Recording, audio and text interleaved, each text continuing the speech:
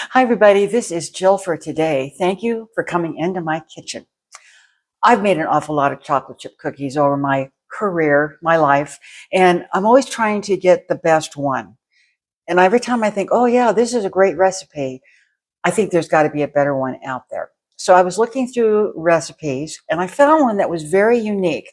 A lot of it is the same as, your normal chocolate chip cookie recipe. This one adds cake flour, which I thought was quite interesting. If you don't have cake flour, you don't have to worry. You can make your own. For each cup of flour, you take out 2 tablespoons of that flour and you replace it with 2 tablespoons. Okay, let me start again. You take your cup of flour and you remove 2 tablespoons of that flour and you put in 2 tablespoons of the cornstarch. And you really have to, sift it or aerate it a couple of times to make sure that's all incorporated. And there's your cake flour. So I am going to do that today. I've got that we're going to start with, and then I've added some other goodies that I think it's going to be a good cookie. So what I have here right now is that cake flour I made. It's been, as I said, sifted up, and the cornstarch is in there. And I will have all these ingredients and the instructions in that description box down below. Here I am adding regular flour. This is my unbleached flour, but that's just flour, so it's going into the cake flour.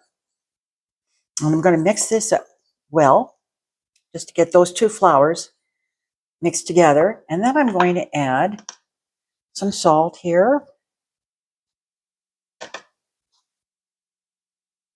And I'm going to add some baking soda, equal amounts of that, and salt. And then, interestingly enough, if we didn't have enough cornstarch in that cake flour, we are adding another little smidgen of the cornstarch. And I'm going to, again, mix this all up really well. We don't want any little pockets of baking soda or any of those kinds of things. I think that's probably a good mix. So I'm going to set this aside, and I'm going to bring in my mixer. And in my mixer here, I have 2 cubes of softened butter. You can use unsalted if you like. I don't buy unsalted butter. I always use salted butter. But if you don't want to have salted butter, you can not worry about that and just use what you like. And here I'm going to put some brown sugar that's been packed inside the cup, as you can see. And I'm going to add some granulated sugar to that. And I'm going to put my blade on here, my beater bar, if I can get it in there. Here, let's see. Why am I having troubles with that? I can see why my butter's in the way. There we go. All right. And I'm going to bring this up, and I'm going to cream this thoroughly. It's going to cream a good 3 or 4 minutes. We want it really light and fluffy. And once I've got that all taken care of, I will bring it back and we'll go on to that next step.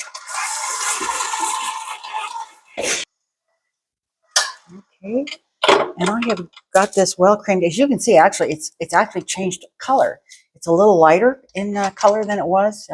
I generally use a dark brown sugar. You can use light or dark.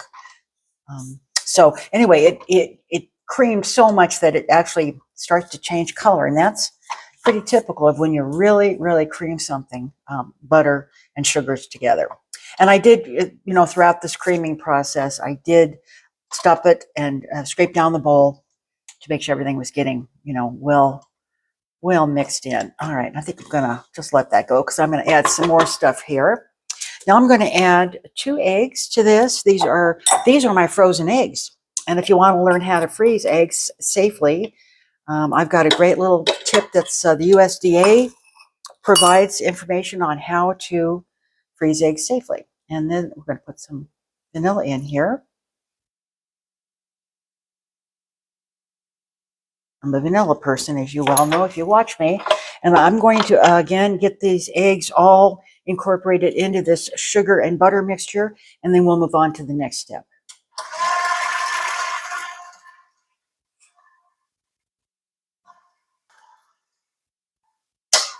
All right, we've got that in there. May not look all that pretty right now, but it will all come together. And here I'm going to add my flour and baking soda and salt mixture here, making a mess like I normally do. Get that all in there. It'll be so interesting. I'm really, really looking forward to seeing what that cake flour does. Now, I don't know whether you heard that little dingling in the back there. That was my oven. It is set at 375. So I'm going to get this flour mixed in, and then we're going to add the chocolate chips.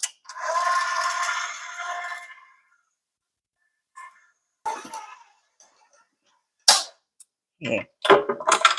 Take some of that off, all of it off that beater bar. It's a little drier, and I don't know whether that's part of that cake flour part of it. Although I guess now I'm looking at it, I'm saying, no, it's not. It's not all that dry. I think it's probably pretty standard for a chocolate chip cookie dough. Now I'm going to add some nuts and some chocolate chips. These want to, like I said, we want these like decadent. I have some semi-sweet chocolate chips.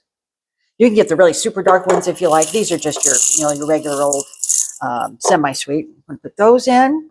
And then I've got chopped pecans. Walnuts would be very good in here. We just are not big walnut fans when it comes to cookies. But pecans, those are awfully good too. So we're going to put these pecans in here. And again, I'm going to mix this till it's all incorporated. And then we'll start scooping.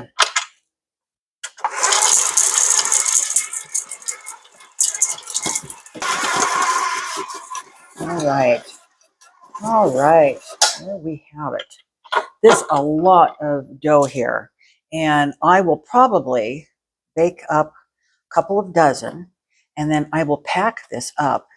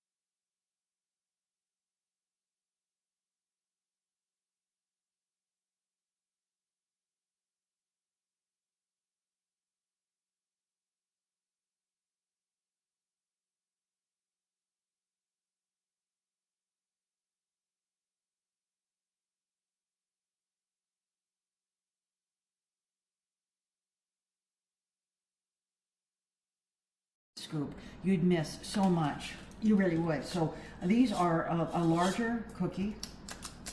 And since they are larger, I'm going to take the first batch and just do 8. Or 10, I should say 10. Well, let's see. I think I'm going to do just 8. And we'll see. Come on out of there. And we will see how big, how much they spread. And then if I say, oh, I can increase the amount of scoops that go in there, then that's what we'll do. But see, there's so much stuff in there. If you were to make it a smaller scoop, I think it just wouldn't make it. So, let's see. Yeah, I still think I'm going to stick with 6. So, these are going to go into my preheated oven, and I'm going to give them 10 minutes to start. I'm not used to doing these big scoops, so I need to kind of keep a monitor on them. 10 minutes, I'll check them. You want them golden brown. I hate to say squishy, but you don't want to before you even take it out of the oven. That's a term, a cooking term. But you don't want them really super hard. You want them a little on the softer side on the top. Once that's done, I get them out. I'll put them on a cooling rack. I'll leave these sit in the pan for 5 minutes after they come out of the oven. It helps kind of set them up. Then I'll put them on the cooling rack. And, well, you got to try them, right? We'll be back. Okay, they came out of the oven. Took 11 minutes in my oven. And I may have had some microphone problems. If I did, I apologize. Look at these. Oh my, and the fragrance is just amazing. I'm going to break this open here and show you what's inside. Oh gosh, look at that ooey gooey stuff in there. Here you go. Take a hunk. Take a bite. Take it. There you go. Still warm. Mm. What do you think of that? Oh, man. Good, soft and chewy. I was afraid when they came out of the oven. I said, no, these are too high. Because we like a, This is great. Oh, my gosh. Glass of milk and you're set to go. I'm telling you what. Well, is this like the best chocolate cookie I've made yet? Right up there. It is. Oh, man. Now. Wow. They did not spread, obviously, not as near as I thought. That. Look at the bottom. Look at that gorgeous bottom. They didn't spread nearly. You know, they spread a little bit. But you still got a little crunchiness. Oh, totally. Totally. But they're so chewy on the inside. The cake flour, might be a very interesting part of this. Cake flour brings the protein level down and your gluten level down. So it makes it finer. That's why they use it in cakes, because it makes it a very fine, gentle crumb. But since these didn't, spread as much as I thought they would, instead of putting 6 on the tray, I'm putting, how many did I put on that tray? I'm putting 9 on the tray. I'm going to do 2 batches. The rest of that dough is going in the freezer. It is. The recipe instructions will be down in the direction box down below. Just hit more and down it'll come. Please subscribe to my channel. Give me a thumbs up, because those algorithms, they love that thumbs up. Tell your friends, people love their cookies and breads, and we will see you next time. Bye-bye.